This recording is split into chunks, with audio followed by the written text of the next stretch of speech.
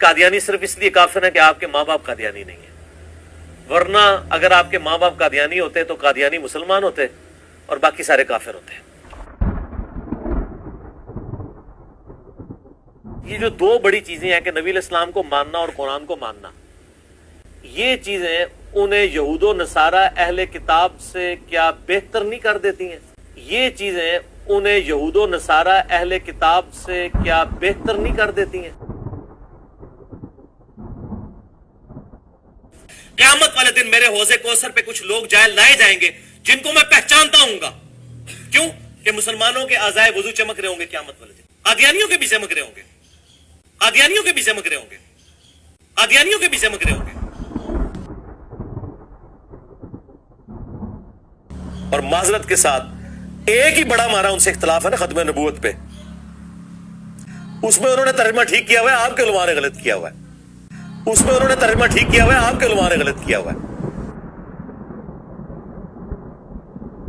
الرحمن الرحیم، الصلاۃ والسلام علیک یا سیدی یا رسول اللہ وعلی آلک و اصحابک یا سیدی یا حبیب اللہ۔ ناظرین، آپ نے بارہا مرزا محمد علی یلمی کو یہ باتیں کرتے سنا کہ وہ کبھی قادیانیوں کو یہ کہتا ہے کہ ان کے قیامت کے دن چہرے وہ روشن ہوں گے، کبھی یہ کہتا ہے کہ اگر ہمارے ماں باپ قادیانی ہوتے تو پھر ہم قادیانیوں کو کافر نہ کہتے بلکہ ان کو مسلمان کہتے۔ تو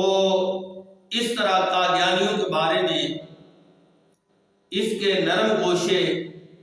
اور ان کے لیے ہمدردیاں سب پر آشکار ہیں۔ جب علماء نے اس کی گرفت کی تو اس نے کہا کہ قادیانی بھی وہ حنفی تھے، جس طرح بریلوی حنفی ہیں، دیوبندی حنفی ہیں،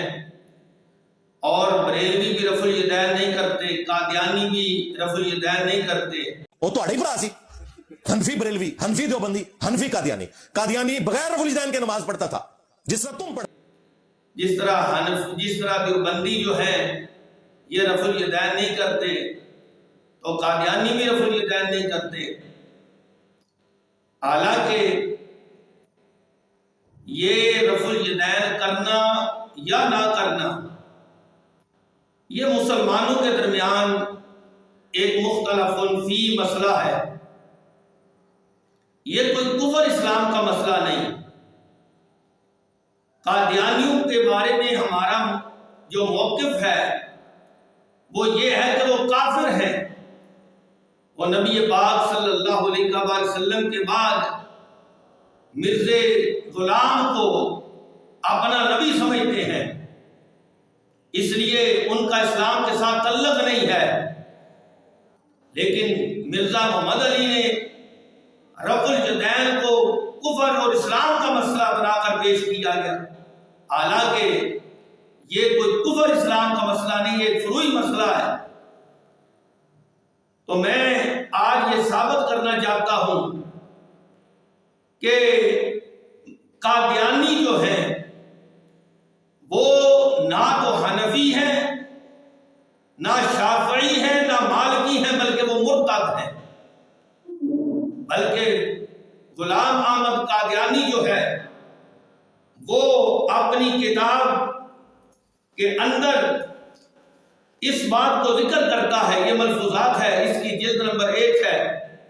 اور صفحہ نمبر اس کا 443 ہے۔ اس میں وہ لکھتا ہے لوگوں نے جو اپنے نام حنفی شافعی رکھے ہیں وہ سب بدعت ہیں۔ وہ تو حنفی شافعی مالکی حنبلی ہونے کو بدعت کہہ رہا ہے، اس لیے نہ تو وہ حنفی تھا، نہ مالکی تھا، نہ شافعی تھا، وہ تو مرتد ہے، اسلام کے ساتھ اس کا کوئی تعلق نہیں۔ یہاں تک اس کا نماز جو مسلمانوں کی عبادت ہے اس کے بارے میں اس نے جو اپنا موقف بیان کیا ہے، حالانکہ وہ مرتد ہے، وہ نماز کا نام لینے کا اہل نہیں، لیکن پھر بھی اس نے اپنی کتابوں کے اندر جو ذکر کیا ہے یہ اس کے ملفوظات ہیں، جلد نمبر اس کی 5 ہے۔ اس میں وہ لکھتا ہے، اس میں چندہ حرج نہیں کہ خواہ رفع الیدین کرے یا نہ کرے، یعنی وہ رفع الیدین کرنے یا نہ کرنے میں کوئی حرج نہیں سمجھ رہا۔ اسی طرح یہ فقہ احمدیہ ہے، اس کے اندر بھی اس کا صفحہ نمبر 80 ہے، اس میں بھی یہ بات لکھی ہے، اس میں یعنی رفع الیدین میں چندہ حرج نہیں معلوم ہوتا ہے، خواہ کوئی کرے یا نہ کرے، یعنی رفع الیدین اس کے نزدیک کرنا یا نہ کرنا برابر ہے۔ حنفی جو ہیں وہ رفع الیدین صرف نماز کے شروع میں کرتے ہیں، اس کے سوا رفع الیدین نہیں کرتے۔ اور پھر حنفی جو ہیں وہ 3 طلاقوں کو 3 سمجھتے ہیں، لیکن مرزا قادیانی جو ہے یہ اس کے ملفوظات ہیں، اس کی جلد نمبر 5 ہے اور اس کا صفحہ نمبر جو ہے 290 ہے۔ اس میں لکھتا ہے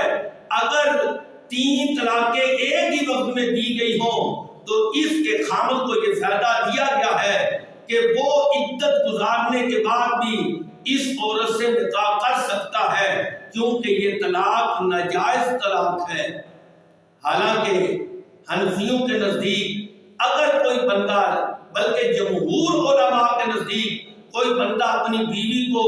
3 طلاقیں ایک وقت میں دے دیتا ہے تو وہ بیوی اس پر حرام ہو جاتی ہے، جب تک وہ کسی دوسرے مرد سے نکاح نہ کر لے اس وقت تک وہ اس کے لیے حلال نہیں ہوتی۔ اسی طرح یہ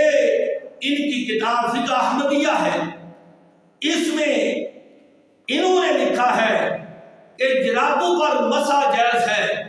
یہ جو موقف مرزا محمد علی کے استاد اسحاق جہالوی کا تھا،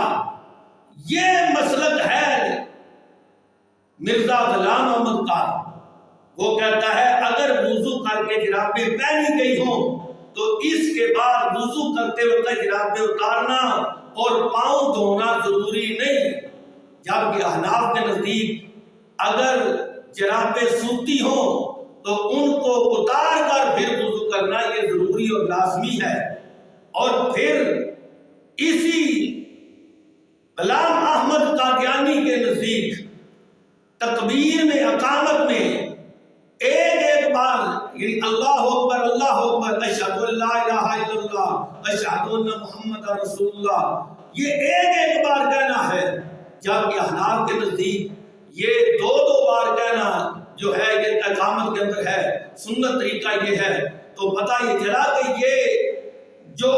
غلام احمد قادیانی ہے اس کا تعلق اپنے آپ کو نبی کہنے سے پہلے یہ نہ حنفی سے تھا نہ دیوبندی سے تھا، بلکہ اس کا تعلق اس وقت غیر مقلدین سے تھا، اور اس کا تعلق غیر مقلدین سے رہا، اور پھر اس کے بعد اس نے 1901 میں نبوت کا دعویٰ کر دیا۔ آج یہ مرزا محمد علی